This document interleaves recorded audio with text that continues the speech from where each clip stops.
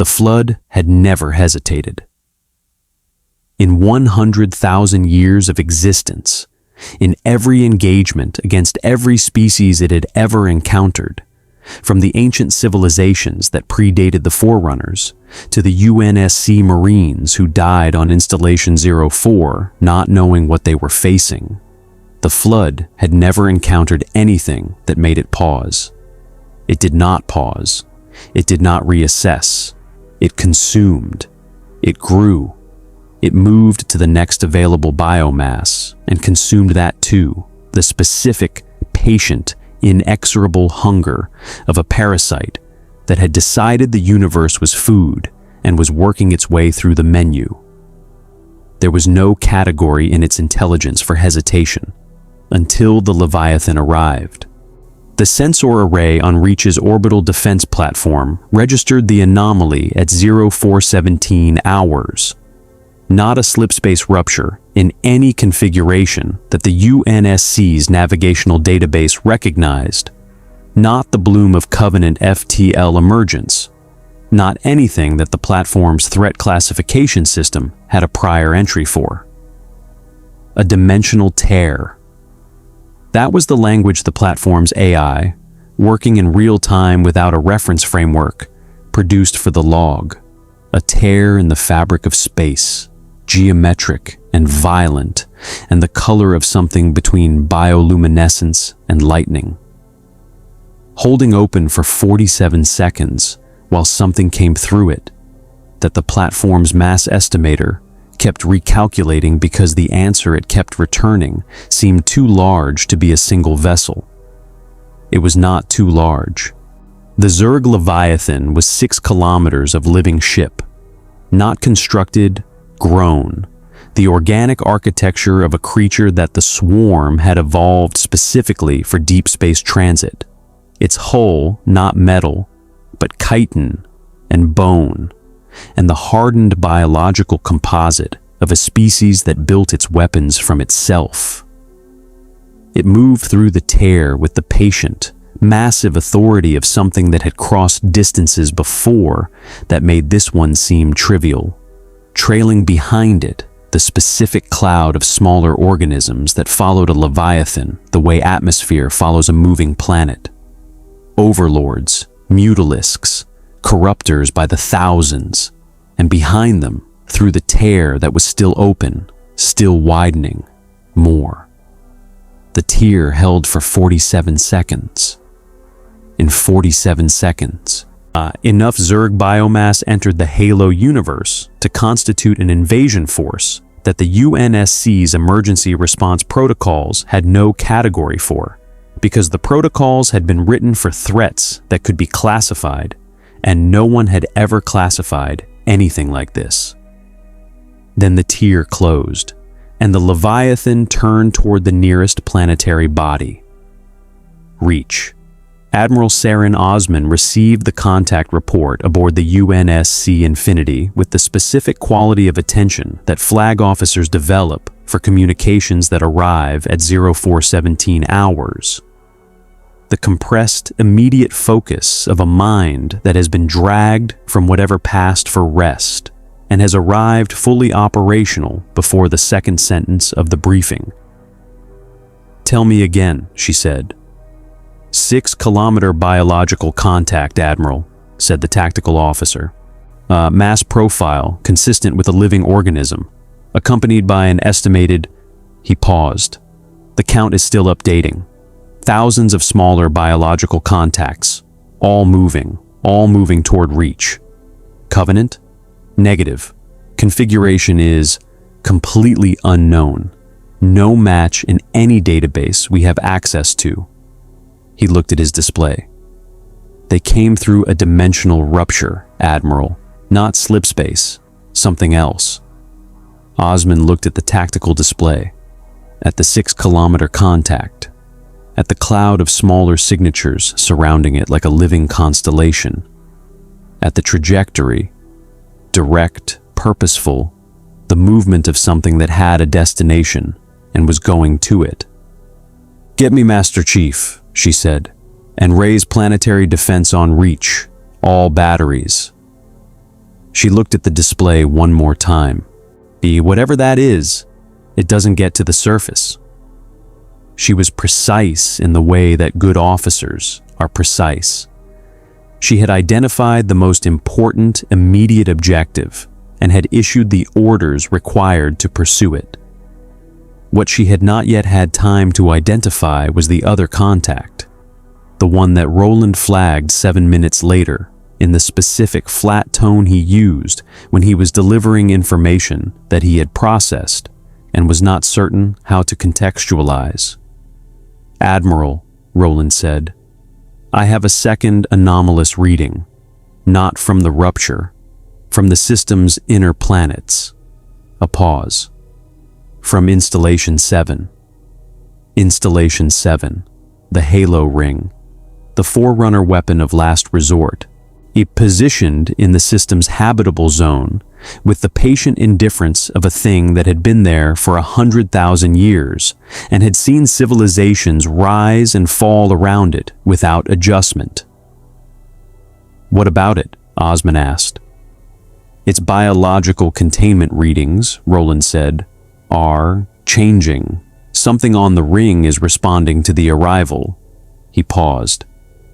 "The flood containment zones are showing elevated activity across 17 separate monitoring points." He paused again. "Admiral, I think the flood knows something is here." The flood did not have conventional senses. It did not see or hear or smell in the way that biological organisms with individual nervous systems perceive the world.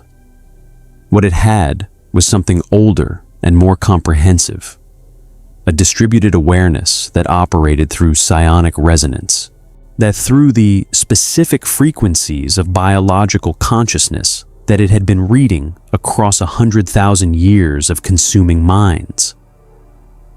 It felt the minds it encountered the way a deep ocean creature feels pressure changes, not through a specific organ, but through its entire body, the information arriving as sensation rather than signal. What it felt from the Leviathan was not like anything it had felt before. Billions of minds, not individual minds, not the discrete, separate consciousnesses of humans or Covenant or any species the flood had encountered. Something collective, something that was simultaneously one thing and a billion things, operating in the specific gestalt that the flood's own distributed intelligence recognized as structurally similar to itself, and therefore, in the flood's experiential logic, which had no category for equals, but had extensive categories for threats, worth paying attention to. The flood's elevated activity across Installation 7's 17 containment zones was not aggression. It was attention. For the first time in 100,000 years, the flood was paying attention to something other than its next meal. On the Leviathan's command nerve cluster, the biological architecture that served the function of a bridge without being one, the dense tangle of neural tissue at the ship's center, where the swarm's direction manifested as intention before it became action. Sarah Kerrigan stood in the dark and felt the galaxy. She had been feeling it since the tear opened. The tear had not been planned. The psionic shockwave from her ascension, the moment she had shed the last constraints of what she had been and become fully what the swarm had made her, had been larger than even she had calculated. It had not merely disrupted local space. It had punched through the dimensional boundary between realities and dragged the swarm's leading edge with her into a galaxy she had never seen before. She was not distressed by this. Kerrigan had stopped being distressed by things she had not planned for approximately 2 years ago, when she had accepted that the swarm's nature, its ability to encounter any environment and adapt to it, to find in any situation the variables that could be exploited, was her nature too. She had not planned to be here. She was here, The appropriate response was to understand the new environment and determine what the swarm required from it. What the new environment offered, she determined in the first 7 minutes of her psionic survey, was this: a galaxy at war with itself on multiple fronts, populated by species of varying capability, and underneath all of it, underneath the political and military conflicts visible on the surface, something ancient and hungry that she could feel the same way she felt a creep colony spreading in the dark. Not through her eyes, through something deeper, something that was aware of her, something that was, in its awareness of her, doing something she had not encountered in any mind she had ever touched. It was afraid. Not afraid the way prey was afraid. Afraid the way a predator was afraid when it encountered another predator it didn't know how to assess. The specific cold fear of an intelligence that had spent 100,000 years at the top of every food chain it had ever inhabited, and was now, for the first time, uncertain whether that was still true. Kerrigan felt the fear. She felt it, and she filed it, and she did something that she had learned in the years since she stopped being afraid of anything herself, to recognize as valuable information. She smiled. If you want to see what happens when the Queen of Blades meets the Flood face to face, the most dangerous biological force in one universe against the most dangerous biological force in another, hit subscribe. Because what comes next is going to change both galaxies forever. The UNSC's first mistake was sending fighters. This was not a failure of intelligence. It was a failure of category. The specific error that occurs when a command structure encounters a threat type it has never seen and applies the response protocols it has for the threat types it has. Fighters worked against Covenant. Fighters worked against Banshees and Seraph interceptors, and every aerial threat in the UNSC's combat history. The decision to scramble 2 longsword wings from Reach's orbital stations was, by every operational framework available, the correct decision. The Mutalisks were not Banshees. They were not, strictly speaking, aircraft at all. They were organisms, flying organisms, creatures that the swarm had evolved across generations specifically for aerial combat, whose flight was biological rather than mechanical, and whose weapons were part of their bodies rather than systems that could be jammed or depleted. Each Mutalisk fired a living projectile. The glaive worm, a symbiotic organism that bounced between targets, that hit one thing and redirected to the next, that could not be confused by countermeasures because it was not a munition following a guidance system, but a creature following its instinct. The first longsword wing encountered the outer Mutalisk screen at 0441 hours. The engagement lasted 4 minutes. Of the 12 longswords in the first wing, 3 returned to the orbital station. The pilots of those 3 later filed reports that their commanding officer read twice and then flagged for Admiral Osman with a note that said simply, "These are not Covenant. The engagement model does not apply. We need new doctrine immediately." The second wing was recalled before it reached engagement range.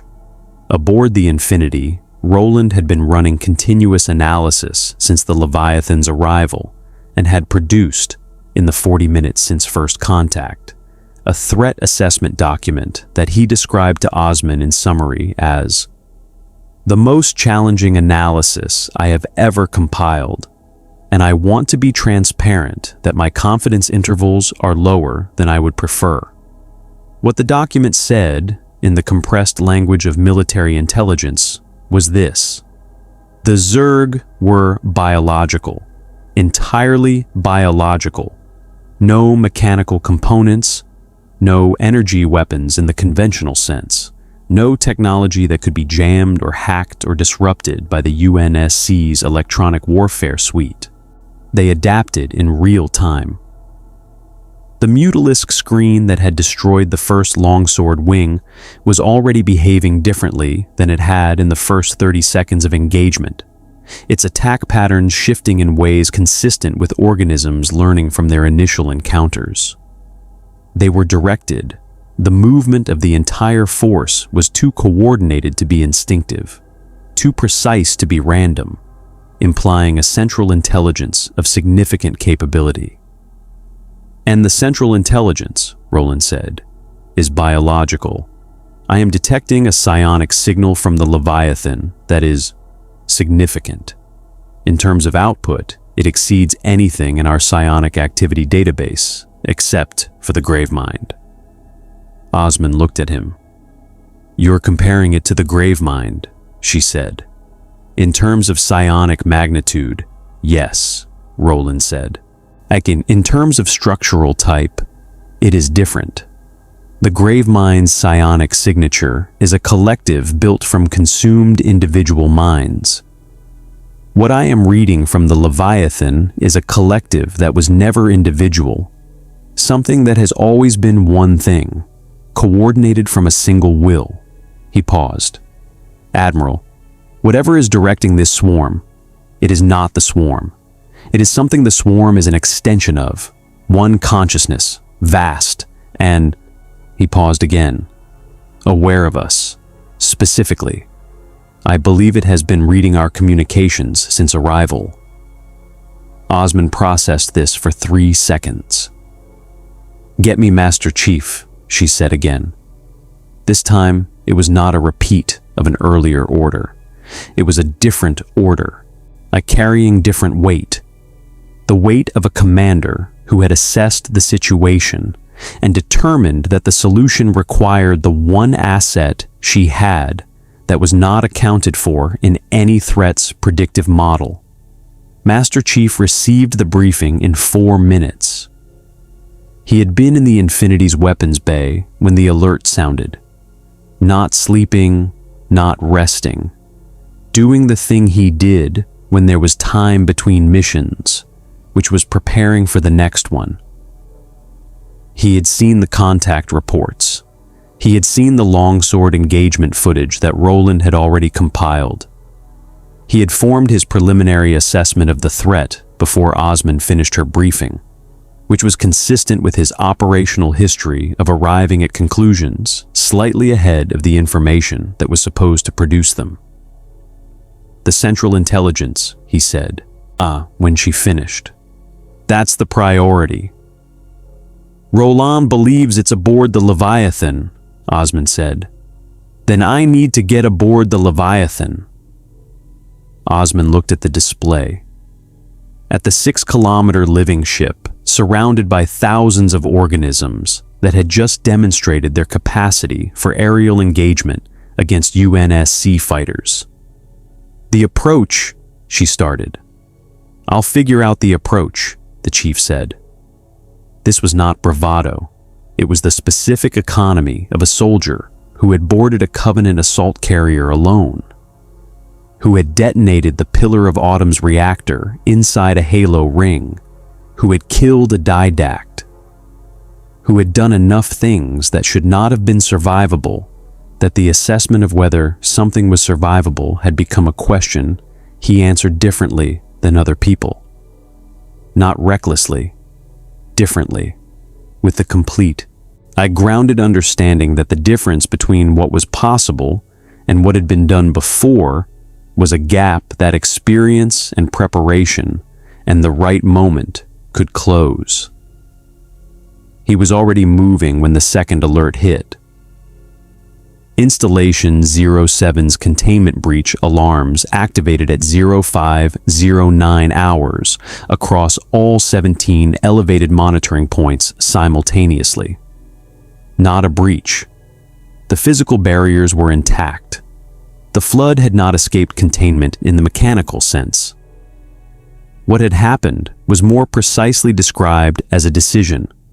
The distributed intelligence of the flood's presence on Installation 7 had moved from the elevated attention state that Roland had flagged 90 minutes earlier to an active engagement state.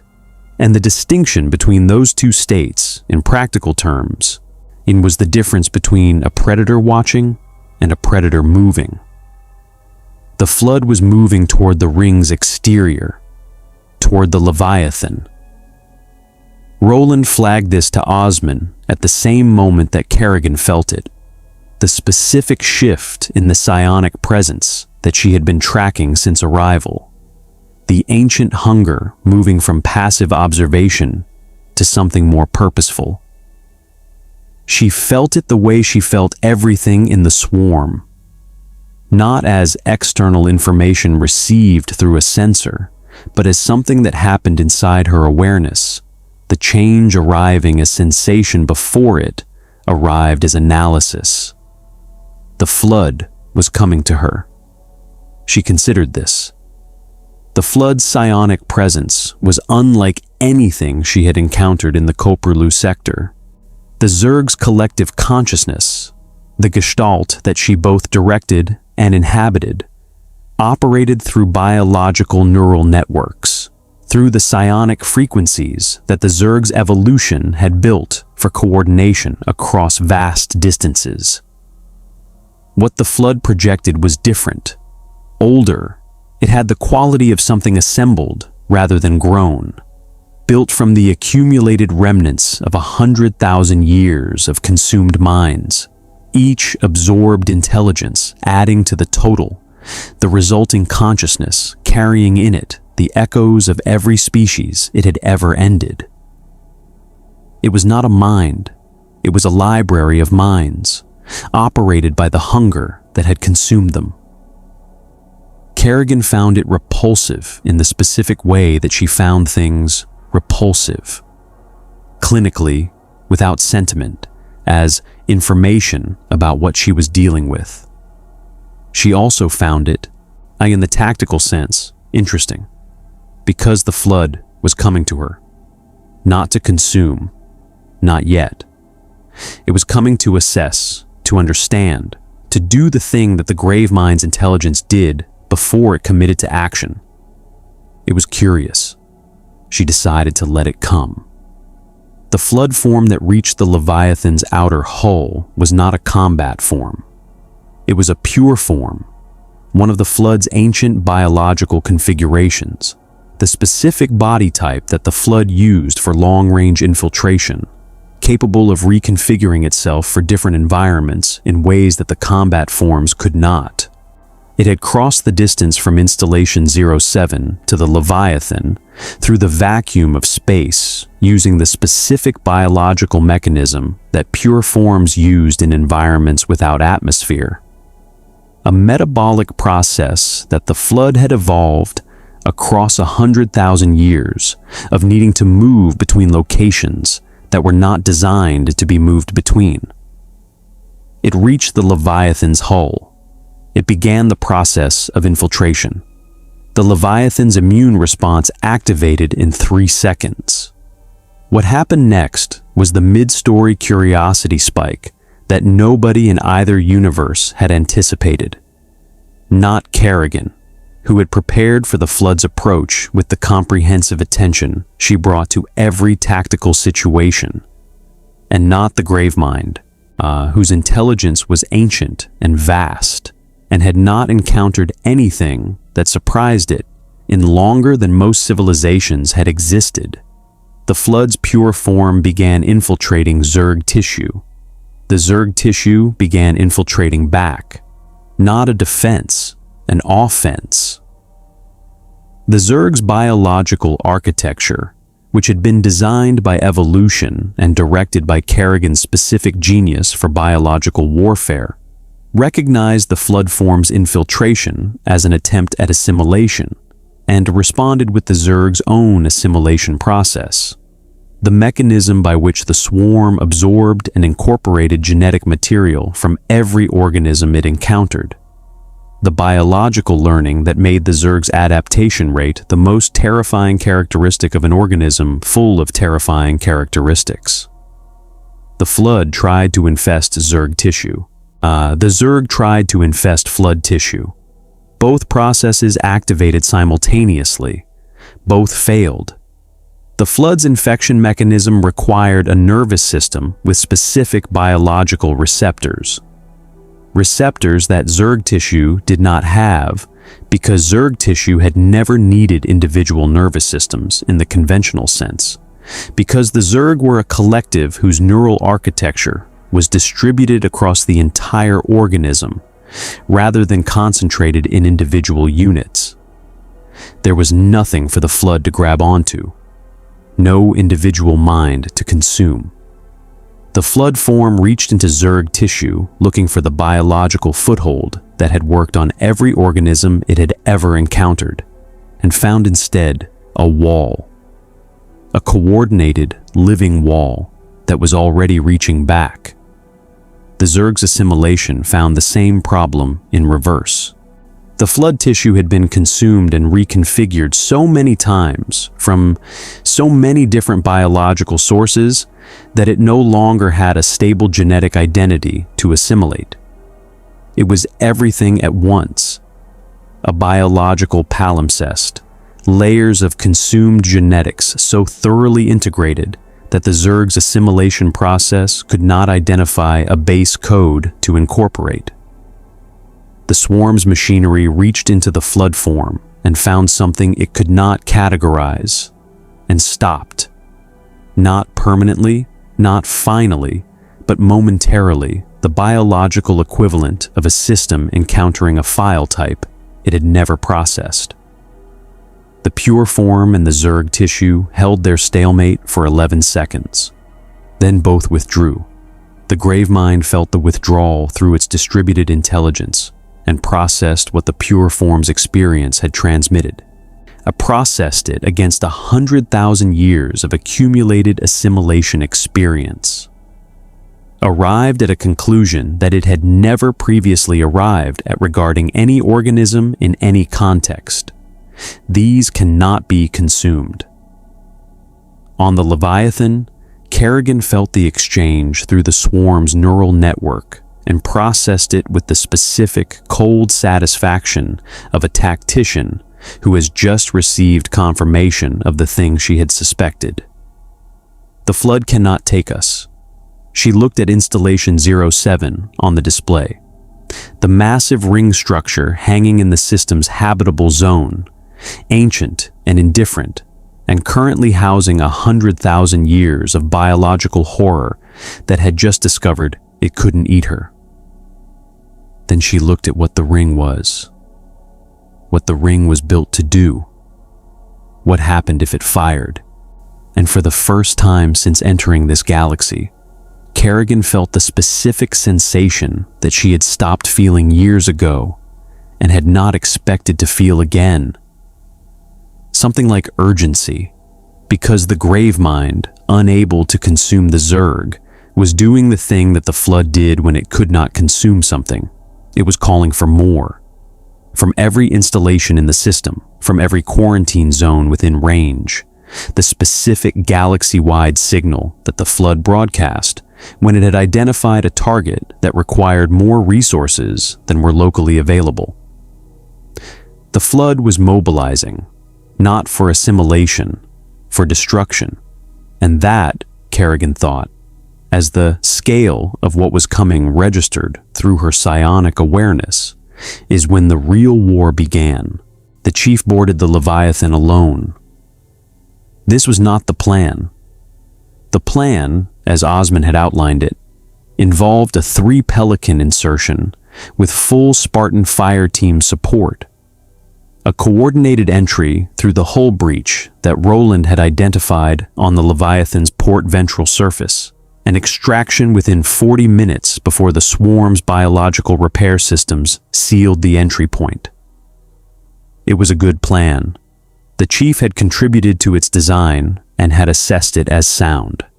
The plan required the 3 Pelicans to reach the insertion point. 2 of them didn't. Not destroyed, intercepted, herded. The Mutalisk escorts that materialized from the Leviathan's launch bays, moving with the specific coordinated intelligence of organisms being directed rather than acting on instinct, pushing the Pelicans off course with the precise geometric efficiency of beings who had been told exactly where the threat was going and exactly where it was not permitted to go. The third Pelican, the Chief's, was not intercepted. It was guided. The Mutalisks that flanked it did not attack. They flew formation, actual formation, the kind that implied instruction, the kind that said, "We know what you are, and we know where you want to go, and we are showing you a different door." The chief watched them through the Pelican's viewport and made the decision that the people who had worked with him long enough to know his decision-making recognized as the specific kind of decision he made when the situation had produced information that changed the calculation. He followed them.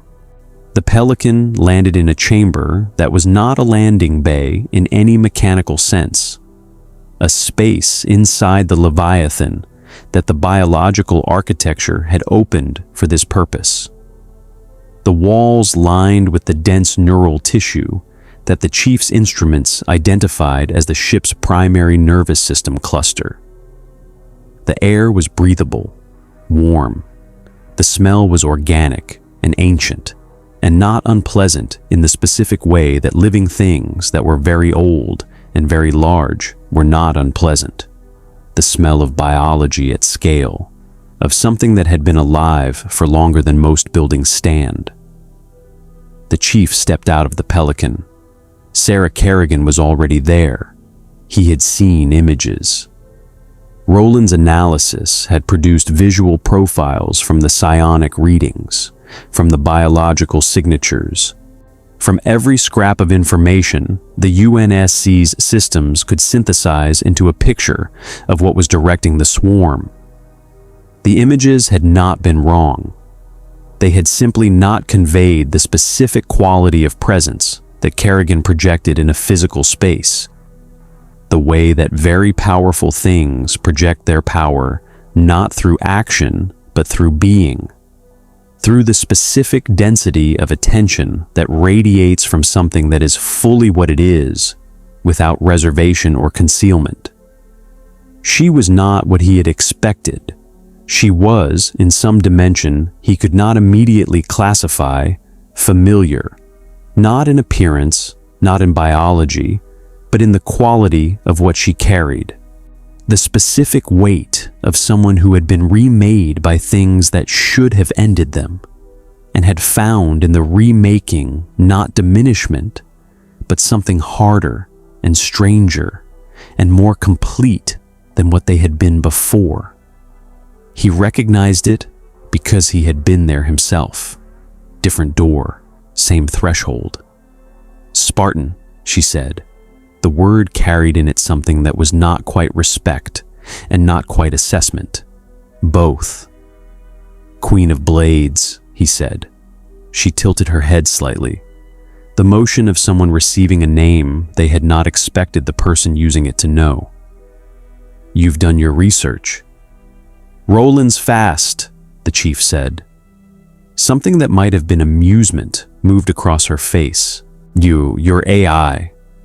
She looked at him with the comprehensive attention of a psionic consciousness that was reading him on frequencies his instruments could not measure.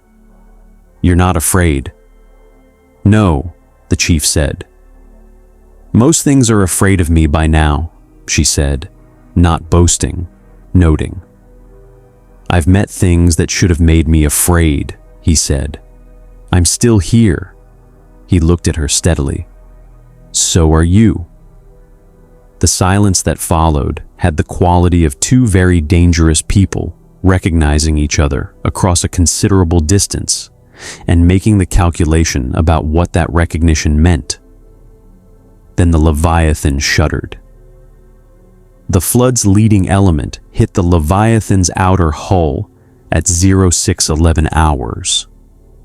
Not the pure form infiltration attempt of 90 minutes ago, but combat forms, hundreds of them, driven through vacuum by the flood's biological propulsion and hitting the living hull with the specific, relentless hunger of an organism that had decided that if it could not consume this thing, it could destroy it instead.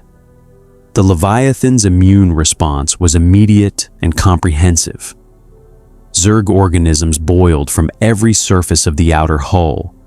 Zerglings, hydralisks, the dense crawling mass of the swarm's defensive biology meeting the flood's offensive biology in the void of space, in an engagement that Roland, watching from the Infinity, described in his operational log as the most biologically extraordinary combat event I have ever recorded, and possibly the most biologically extraordinary combat event that has ever occurred.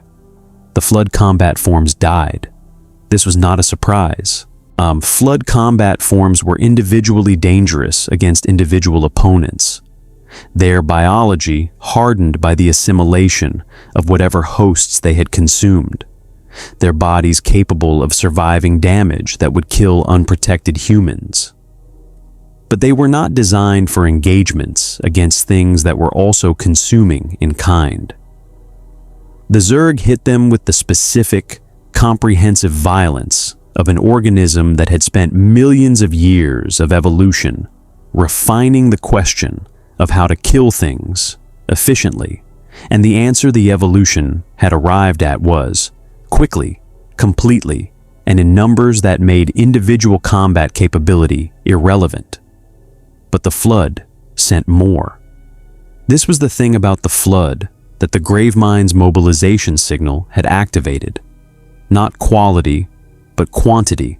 The specific terrifying arithmetic of a parasite whose resource base was every organism it had ever consumed, and whose production capacity was therefore limited only by the biomass it had access to. It had access to centuries of accumulated biomass on Installation 07 alone. It sent it all. The Leviathan shuddered again. "They can't infest us," Kerrigan said, watching the hull engagement on the Leviathan's neural display. The ship's own sensory data feeding into the command chamber as visual and tactile and chemical information simultaneously, the biological data stream of a living vessel. "But they can damage us. Enough damage. They overwhelm your defenses through attrition," the chief said. "Yes," she looked at him. "Your ship, the large one, the Infinity, its weapons, the kinetic systems, what your AI called MAC cannons." She had been reading UNSC communications since arrival. She knew what the Infinity carried. Against a flood fleet, concentrated fire on the combat forms before they reach hull contact range. "The Infinity can't cover the Leviathan's full surface perimeter," the chief said. "Not alone. The flood will find the gaps." "The swarm covers the gaps," Kerrigan said. "Your ship handles range. Mine handles contact." The chief looked at her for one moment. This was the calculation. The one that came up in every engagement that required an alliance with something that was not, in any conventional sense, an ally. The calculation was not whether Kerrigan was trustworthy in the way that people who had not spent their careers fighting things that wanted to kill them thought of trustworthiness. The calculation was whether her interests and his interests were aligned enough, in this moment and for the duration of this specific problem, to make working together the optimal choice. The flood was attempting to destroy the Zerg Swarm. The flood was also, Roland had confirmed 40 minutes ago, mobilizing against UNSC installations in the system. The same mobilization signal that was sending combat forms against the Leviathan was sending flood elements toward Reach, toward the Infinity's support vessels, toward every inhabited installation in the system. The flood had assessed the situation and determined that everything present was a threat, and had decided to deal with all of it simultaneously.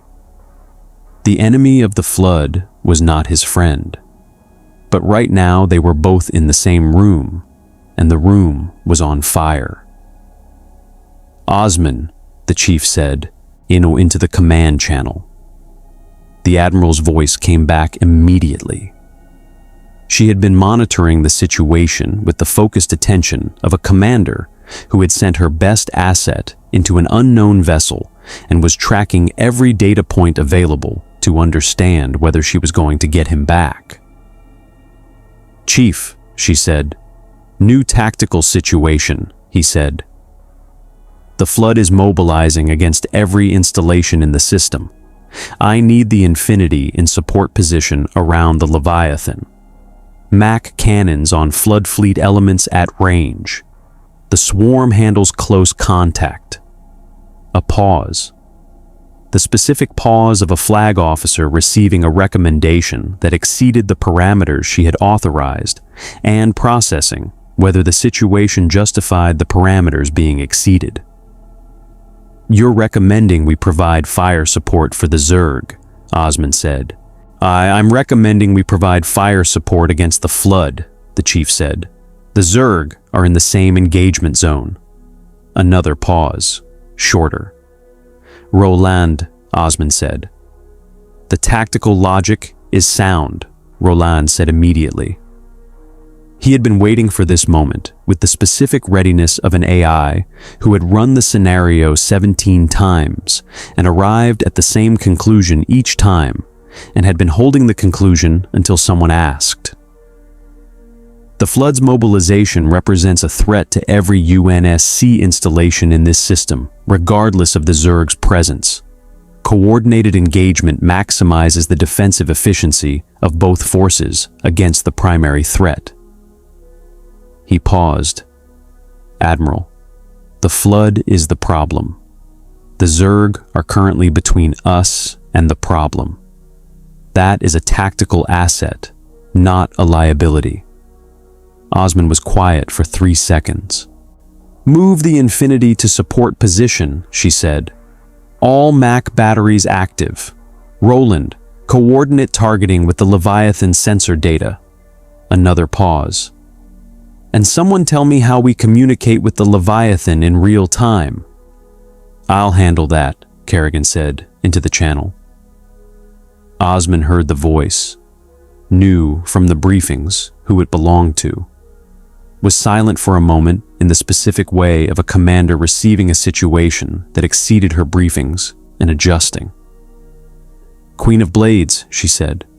"Admiral," Kerrigan said, "don't make me regret this." "I never make promises," Kerrigan said, "but we have a common problem, and you have useful guns. That's enough for now." It had to be.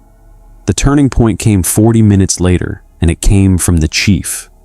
He had stayed aboard the Leviathan, Kerrigan's invitation, implicit in the fact that nothing had tried to kill him, since the Mutalisks guided his Pelican to the command chamber.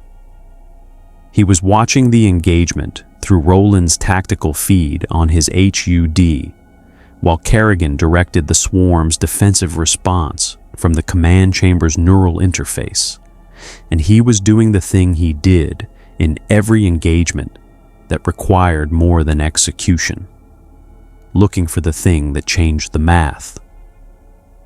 The flood's combat forms were being destroyed faster than they arrived.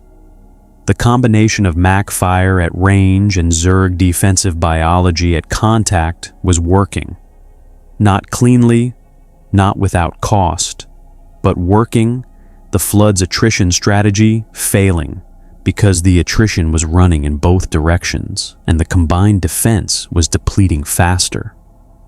But the Gravemind was not stupid. It had been alive for 100,000 years and had consumed intelligences across that span, and it was watching the defensive combination work, and it was updating. The next wave was different, not combat forms, carrier forms, the flood's biological delivery mechanism, organisms that existed specifically to transport infection masses across distances and release them at maximum dispersal, not attacking the Leviathan's hull directly. Moving to positions that put them between the Infinity's Mac cannons and the Leviathan, using the Leviathan's own mass as cover, preparing to release infection payloads at ranges where the Zerg defensive biology could not respond before the payloads reached hull contact. "They're using you as a shield," the chief said. Kerrigan saw it the same moment. Her eyes moved to the tactical display with the focused efficiency of a mind that processed threat information at speeds that had nothing to do with human reaction time. "The Mac cannons can't fire through us." "No," the chief said, "but I can." He was already moving. What happened in the next 6 minutes was the event that became, in the subsequent history of this war, the moment everyone pointed to when they tried to explain how the impossible alliance held. How two forces that had no reason to trust each other and every reason to be fighting found, in the specific pressure of a shared threat, the thing that all real alliances are built from. Not trust, not shared values. The recognition that the thing coming for both of you is worse than the thing standing next to you. The chief moved through the Leviathan's biological architecture with the assistance of something he had not asked for and had not expected. Kerrigan directing the ship's internal biology to open paths that would have taken him 20 minutes to fight through, the organic corridors parting ahead of him. The swarm organisms that filled every passageway moving aside with the specific coordinated efficiency of a collective intelligence that had been told, by the singular will that directed it, that this one was not prey. He reached the Leviathan's ventral launch bay in 4 minutes. The carrier forms were in position outside, 12 of them, holding the coverage angles that blocked the Infinity's firing solutions, so preparing their infection payloads with the patient biological deliberateness of organisms that had done this before and knew how long it took and were not in a hurry because the target was not going anywhere. The chief launched from the ventral bay in a seized Zerg drop pod, a biological insertion capsule that Kerrigan had directed to his position with the specific dark humor of a tactician who appreciated the irony of a Spartan using swarm biology as a delivery vehicle. He hit the first carrier form from above. A carrier form was not built for individual combat. Its biology was optimized for delivery, for producing and releasing infection masses in volume, not for defending itself against a 7-foot Spartan in Mjolnir armor who had exited a drop pod at combat velocity and was now inside its defensive perimeter before its threat response systems had completed their assessment of what had just arrived. 6 minutes, 12 carrier forms. The chief working through them with the comprehensive, sequential efficiency that had been the signature of his operational method since the beginning. Not the most elegant solution to the problem, but the most reliable one, the one that worked because it did not depend on variables he could not control. The Mac cannons had clear firing solutions. "Roland," the chief said, between the 11th and 12th targets. "You're clear." "Confirmed," Roland said. "Firing." The Infinity's batteries opened up. The Flood Fleet elements, the mobilization wave that had been building at the system's edge, the accumulated biomass of 100,000 years of consumption, moving toward everything in the system that the Gravemind had decided needed to end, hit the Mac fire at range and began dying in the specific, catastrophic way that things died when 3,000-ton slugs at 4% of light speed encountered biological mass that had no shielding architecture. The Flood was not used to dying at range. The Flood's combat doctrine had been built around getting close, close enough to infect, close enough to consume, close enough to turn the thing it was fighting into more of itself. Every engagement in its 100,000-year history had been built around closing distance. The Mac cannon's engagement range was the specific counter to that doctrine. A weapon that killed at distances where the Flood's biology could not respond, operated by an intelligence that had identified the doctrine and was exploiting the gap between what the Flood expected and what it got. The Flood fleet elements pulled back, not a rout, a recalculation. The Gravemind processing the engagement data and arriving at the same conclusion it had arrived at when the Pure Form's assimilation attempt failed, that this situation required more information before it required more force. The system was quiet for the first time in 6 hours. Not peaceful. Nothing about this situation was peaceful, but quiet. The specific quiet of a battle that has paused because both sides are processing what just happened and what it means. In the command chamber of the Leviathan, Kerrigan felt the Gravemind's recalculation through the psionic frequencies that connected everything in this galaxy, the way the Kala connected the Protoss. Not completely, not fully, but enough to read the shape of what was happening in the dark spaces between the things she could see directly. The Gravemind was not done. It was thinking. And the things the Gravemind thought, when it thought carefully and with the full weight of 100,000 years of consumed intelligence behind the thinking, were the things that ended civilizations. "It's going to come back," Kerrigan said. "Yes," the chief said, over the channel. He was back aboard the Leviathan, retrieved by the same biological efficiency that had delivered him, with something different. "Something that accounts for the Mac cannons," she said. "Something that accounts for the swarm." She looked at the display, at the system, at the ring, at the resources the Gravemind had not yet committed. "It has more. Much more." "So do we," the chief said. She looked at the channel indicator, at the Spartan on the other end of it, at the specific, strange reality of what the last 6 hours had produced. Two forces from different galaxies, neither of which had any reason to be allies, standing in the aftermath of the first battle they had won together. "Your admiral," Kerrigan said. "She'll want to plan."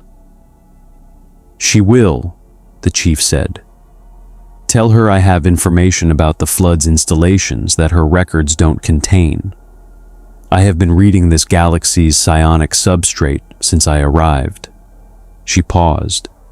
"The Gravemind has presences she doesn't know about. Locations, force distributions." Another pause, shorter. "I can feel them." The channel was quiet for a moment. Then Osman's voice, dry and precise, and carrying in it the specific quality of a commander who had been processing impossible situations all day and had made her peace with the impossibility. "Roland, get the Queen of Blades into the tactical network." "With considerable pleasure," Roland said. The Gravemind had not been wrong in 100,000 years. This was not arrogance. It was history. 100,000 years of continuous, unbroken success against every civilization it had encountered, every military force that had attempted to contain it, every intelligence that had believed itself capable of outthinking a consciousness built from the accumulated wisdom of 100,000 years of consuming other consciousnesses. It had ended the Forerunner civilization. It had survived the firing of the Halo array. It had waited in the dark for 60,000 years and emerged to find new civilizations, and had begun the process again with the patient certainty of something that had never needed to hurry, because the outcome had always been the same. what it had not encountered in 100,000 years. It was a psionic intelligence that could read it back. Kerrigan had been inside the tactical network for 6 hours when she found the pattern. Not the Flood's fleet positions.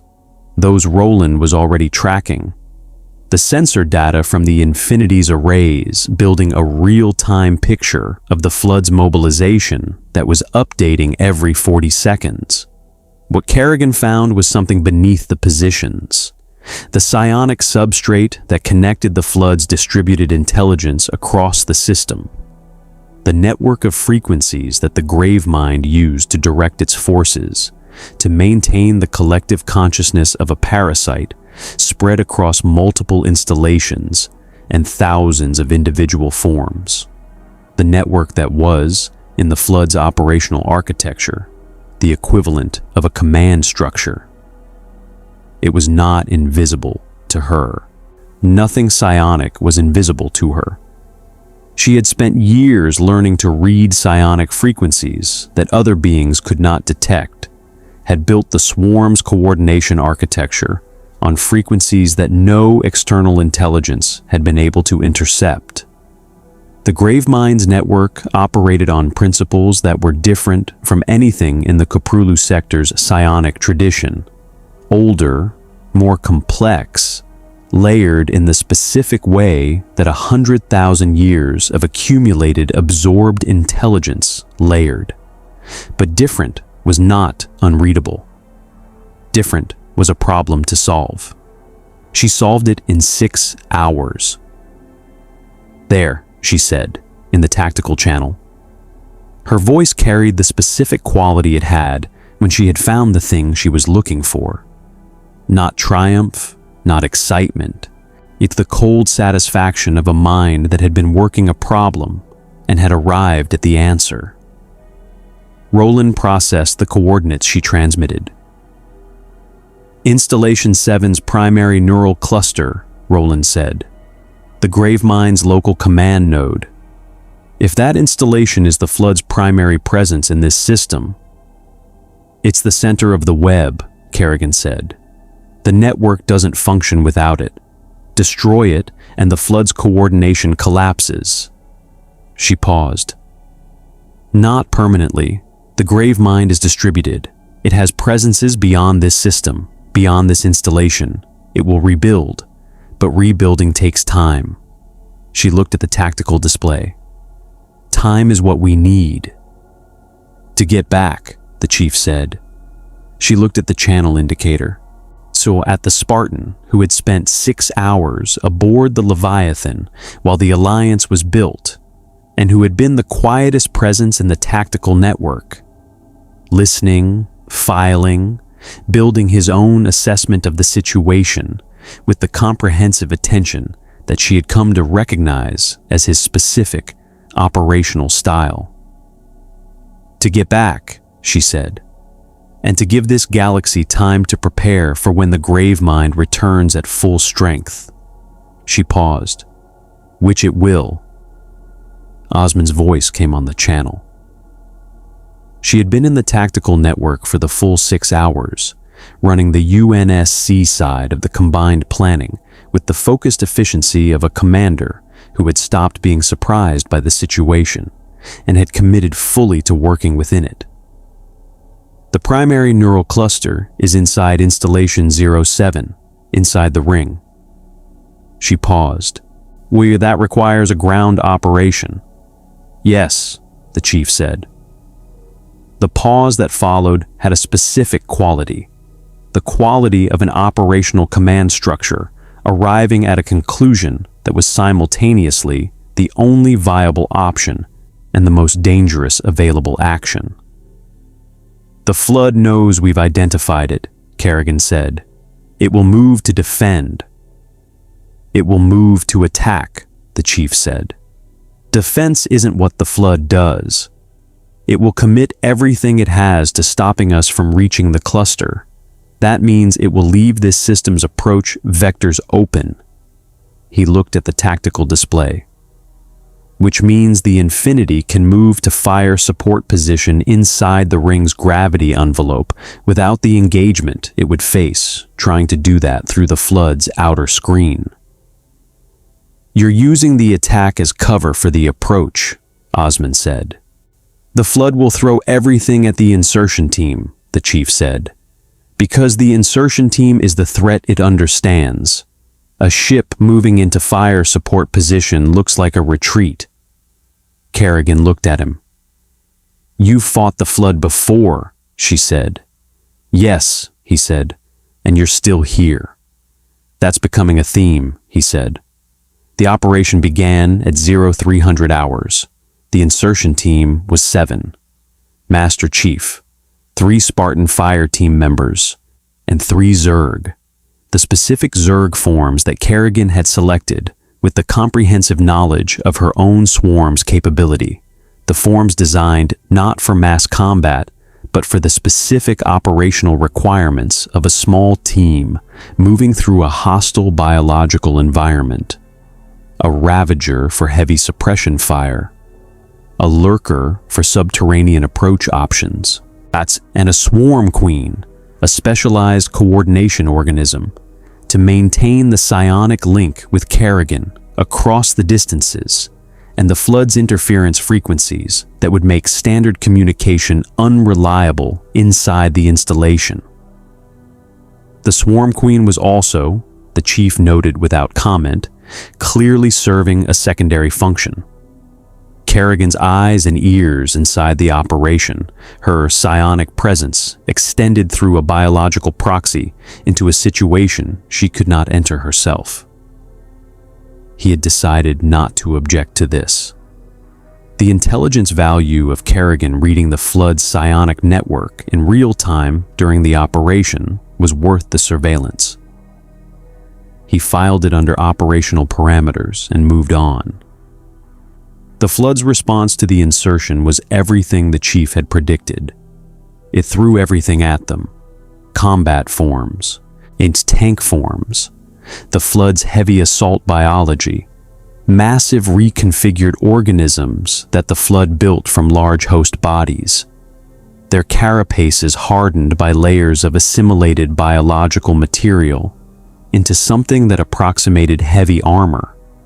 Carrier forms releasing infection masses in volumes that the insertion team's defensive fire was dealing with in the specific, relentless way that small teams dealt with overwhelming numbers when their only option was to keep moving and keep shooting and not give the numbers time to surround them. The Zerg forms handled the tank forms. This was the moment that the 3 Spartan members of the team filed in their after-action reports as the most operationally significant observation of the engagement. Not what the Spartans did, which was considerable, but what the Zerg did. The Ravager's corrosive bile hit tank form carapaces and dissolved the hardened biological armor with the specific chemical efficiency of a weapon that had been evolved for exactly this purpose, breaking down assimilated biological material. The Lurker emerged from the installation's floor beneath tank forms that had been positioned to block the corridor and hit them from angles that had no defensive coverage.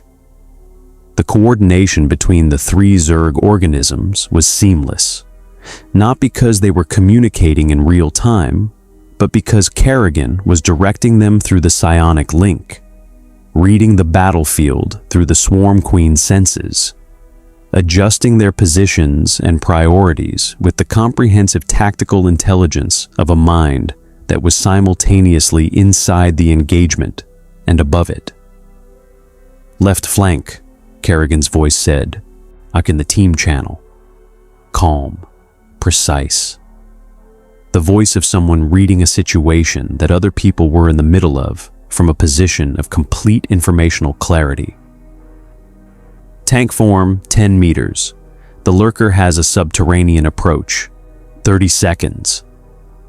The chief moved left, creating the engagement angle that forced the tank form to reorient.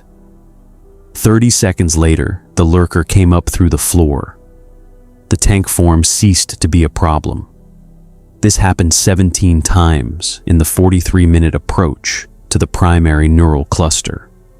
17 moments where Kerrigan's psionic read of the flood's network told her what was coming before the team could see it, and where her direction of the Zerg forms created the tactical geometry that made each engagement survivable. The Spartans provided the firepower and the physical resilience that the Zerg could not, the ability to take hits that the biological forms could not absorb and keep moving. The UNSC weapon systems that the Flood's combat forms had no established counter for at the ranges and speeds the Spartans operated at. Spartan capability, Zerg intelligence. Together, in the tight corridors of Installation 7, they were something that the Flood had not planned for and could not adapt to quickly enough to matter. The primary neural cluster was in the installation's deepest chamber, 300 meters below the surface, accessible through a shaft that the Flood had collapsed behind a tank form blockade and that the lurker solved in 40 seconds by going around it through the bedrock. The chief placed the charges himself. He had been placing charges in the vital systems of things that needed to stop existing since before most of the people on the Infinity had been born, and he placed these with the same economy of motion and the same absolute precision that he brought to every task that had a correct answer and required you to find it quickly. 45 seconds, standard timer. Time for the team to reach the extraction shaft before the detonation propagated through the neural cluster's biological architecture.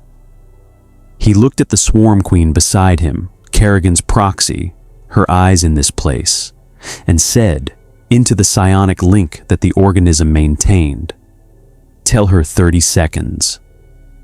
The Swarm Queen's bioluminescent markings shifted.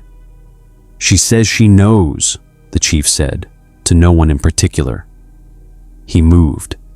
The detonation registered across Installation 7's monitoring systems as a catastrophic biological failure event. Not an explosion in the mechanical sense, but the specific collapse signature of a neural architecture losing coherence. The Flood's local command node ceasing to function in the millisecond cascade of a system losing the thing that held it together. The effect was immediate and total.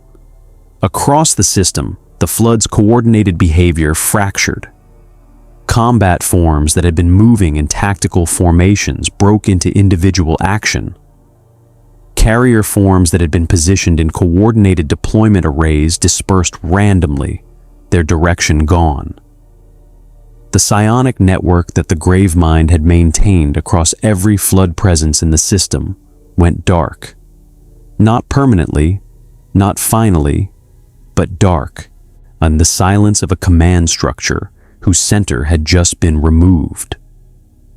On the Infinity's bridge, Roland tracked the behavioral change across 600 simultaneous Flood contacts and filed his assessment in real time. "Coordination collapse confirmed," he said. "Individual Flood elements are still active and dangerous, but they are not a fleet anymore. They are 600 separate problems." He paused. "That is a manageable number of problems." Osman allowed herself 2 seconds of something that was not quite relief, but occupied the same space. "All batteries," she said. "Everything. Clean this system." The Infinity fired. Outside, the Leviathan fired with it. The Zerg Swarm's biological weaponry and the UNSC's kinetic systems hitting the fragmented Flood elements simultaneously. The combined fire of two forces from different galaxies working the same problem from complementary angles. Not coordinated in the way that forces with shared doctrine and shared training coordinated, but effective in the specific way that two very capable things are effective when they are pointed at the same target and not getting in each other's way. The system took 4 hours to clear, 4 hours of hunting, individual flood elements operating on the local logic of organisms that had lost their central direction, still dangerous, but no longer the unified intelligence that had fought them for the past 36 hours. The Infinity's Mac cannons cycled through targeting solutions that Roland updated every 40 seconds. The Leviathan's launch bays emptied and refilled in continuous waves. The Spartan teams that had been held in reserve deployed to the surface installations and finished what the Mac fire left unfinished. At the end of 4 hours, the system was quiet. Really quiet this time. Not the tactical pause of a force recalculating. The specific, deep silence of a threat that had been removed. From this system, from this moment. From the immediate future of everyone who had survived the last 36 hours. The debrief was held in the Infinity's command center. Kerrigan attended via the psionic link, not physically present on the UNSC vessel, still aboard the Leviathan, her presence in the room rendered as something between a voice and a sensation by the Swarm Queen that sat quietly in the corner and served as the biological relay. It was unusual. It was one of approximately 40 things about the past 36 hours that were unusual, and that Osman was filing in the category of things that had happened and could not be unhappened, and therefore needed to be integrated rather than rejected. "The Gravemind is not gone," Kerrigan said. The briefing had covered the tactical situation exhaustively and was now in the phase where the tactical situation gave way to the strategic one. "I can still feel it, farther away, diminished. The loss of the installation's neural cluster reduced its local presence significantly. But present, thinking," she paused. "It learned from this engagement the same way it has learned from every engagement in its history. And what it learned is that the combination of UNSC kinetic weapons and Zerg psionic intelligence creates engagement geometries it cannot currently counter." "Currently," Osman said. "It will work on the problem," Kerrigan said. "It has 100,000 years of accumulated intelligence to bring to that work. Given time, it finds an answer," the chief said. "Yes." Osman looked at the tactical display. At the system, cleaned, quiet, the flood's presence reduced to the dormant containment levels that Installation 7's architecture was designed to maintain.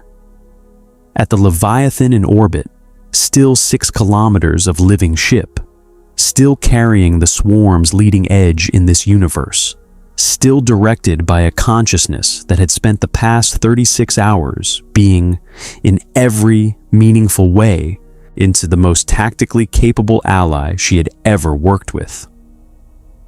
"You need to go home," Osman said. It was not a question. "The swarm is not built for static defense," Kerrigan said. "And this galaxy needs time to understand what the flood is and what it requires to contain it. Time I can give you if I leave the Gravemind with the memory of what this engagement cost it." She paused.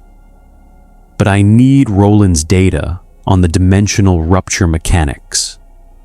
The return transit requires the same psionic shockwave that brought me here, calibrated for the return vector. Roland's analysis of the arrival rupture gives me the parameters." Roland, who had been building the transit analysis since the moment the battle ended, transmitted the data package before Osman confirmed the authorization. "Already sent," Roland said. "I added my own calculations for the return vector. I believe the approach is sound. I gave myself a 79% confidence interval." "Generous," Kerrigan said. "I was being careful," Roland said. The rupture opened at dawn.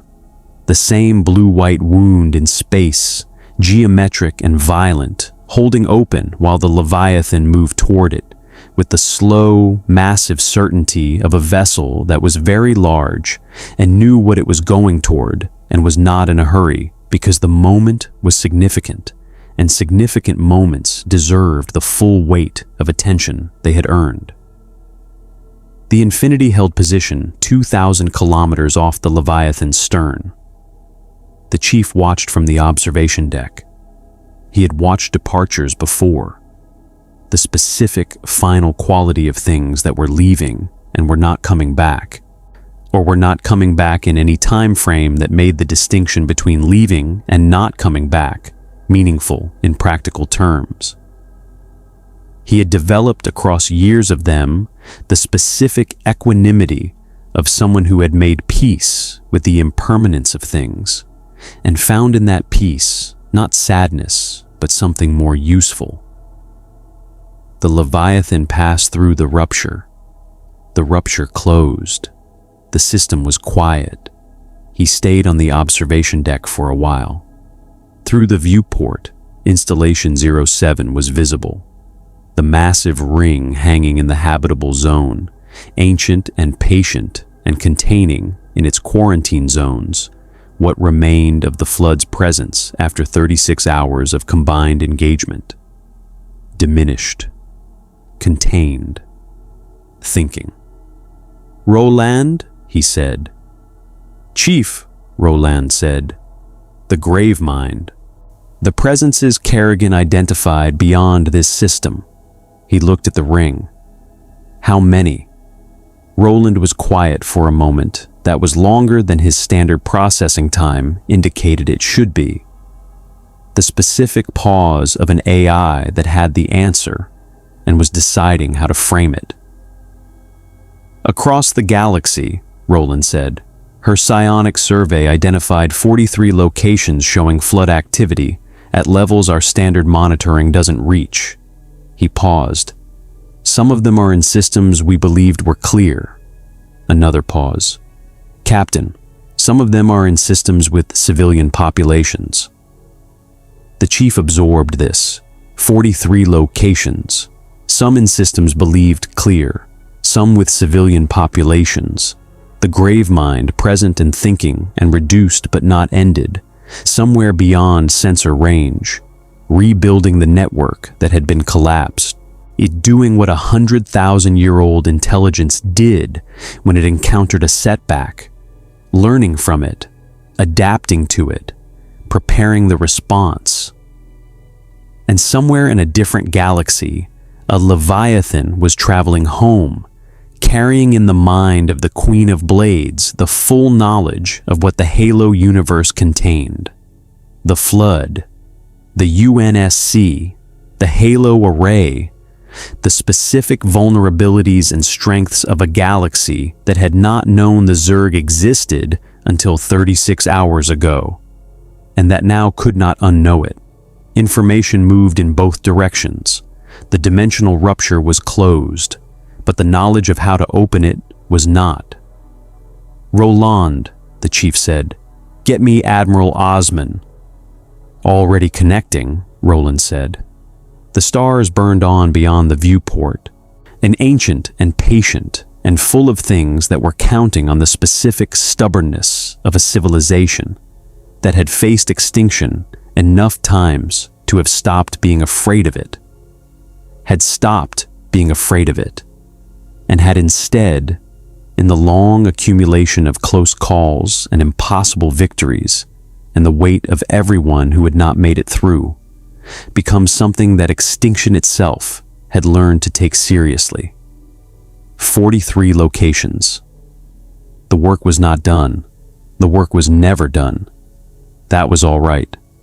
Was the alliance with Kerrigan humanity's greatest tactical decision? Or did it show the Zerg Swarm exactly what this galaxy contained, and exactly how to come back for it? Drop your answer in the comments. The best theory becomes the next episode. This war is far from over. If you haven't subscribed yet, hit that button now. Because what comes next in this galaxy is going to be unlike anything either universe has ever faced, and you do not want to miss it. May the Force be with you. More stories await.